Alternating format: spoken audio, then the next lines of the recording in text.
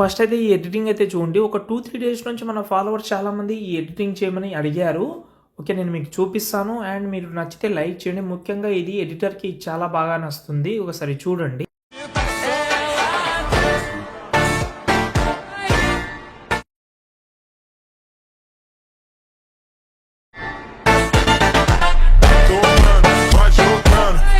చూస్తున్నారు కదా, మొత్తం వీడియో చాలా బాగుంటుంది. మెయిన్ ఏంటంటే ఇందులో మ్యాక్సిమం అందరూ వీడియో క్లిప్ యాడ్ చేసి యూజ్ చేశారు. నేను మాత్రం ఫోటోని యూజ్ చేసిన, ఎందుకంటే నేను వీడియోస్ ఎక్కువ యూజ్ చేయను.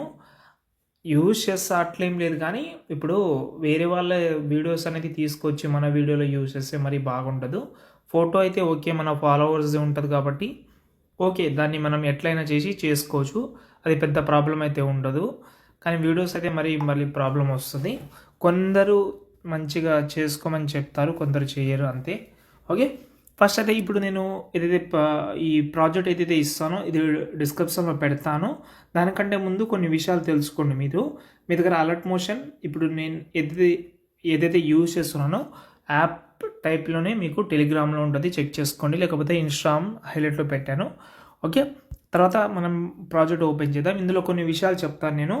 ఈ వీడియో కింద డిస్క్రిప్షన్లో ఫాంట్ కూడా ఇచ్చాను, అది మీరు ఫస్ట్ డౌన్లోడ్ చేసి అలర్ట్ మోషన్ యాప్లో యాడ్ చేసుకోండి. ఓకేనా, యాడ్ చేసిన తర్వాత మనం ప్రాజెక్ట్ ఓపెన్ చేసినాం.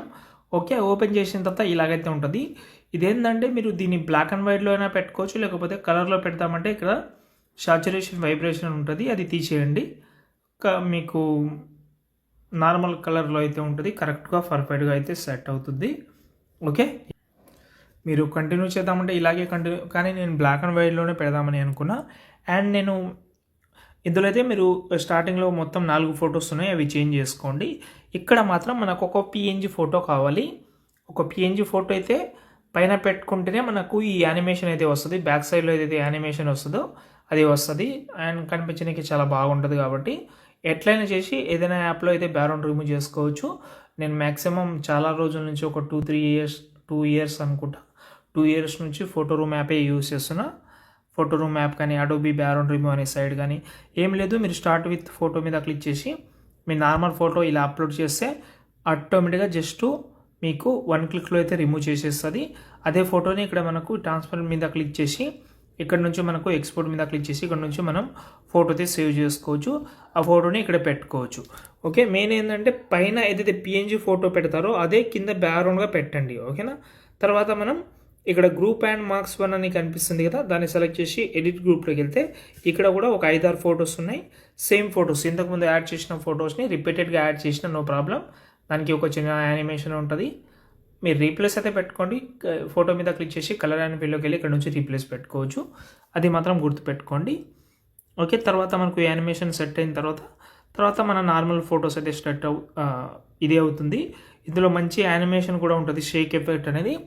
మీరు ఎక్కువ గమనిస్తే, అంటే నేను స్టార్టింగ్లో మీకు మన అదర్ ఇన్స్టాగ్రామ్ పీపుల్ది పెట్టాను వీడియో కదా, అందులో ఏమవుతుందంటే కొంచెం జూమ్ అవుట్ అవుతూ ఉంటుంది, కానీ ఇందులో అయితే జూమ్ ఇన్ అవుతుంది. ఓకేనా, అది ఎలా అంటే ఆ షేక్ ఎఫెక్ట్, ఎందుకంటే అలాంటి షేక్ ఎఫెక్ట్ అనేది వీడియోకి చాలా బాగుంటుంది.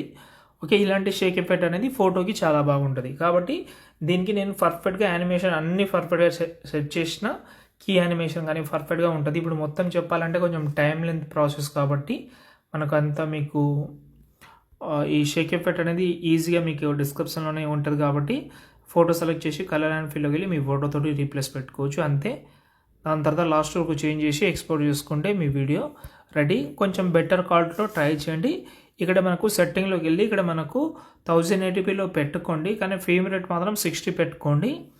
ఏమవుతుందంటే కొంచెం క్వాలిటీ బెటర్ ఉంటుంది, కానీ కొంచెం మీరు 60 ఫ్రేమ్ రేట్ పెడితే మాత్రం ఎక్స్పోర్ట్ టైం అనేది కొంచెం ఎక్కువ తీసుకుంటుంది, అది గమనించండి, అంతే. దాని తర్వాత సేవ్ చేసుకోండి.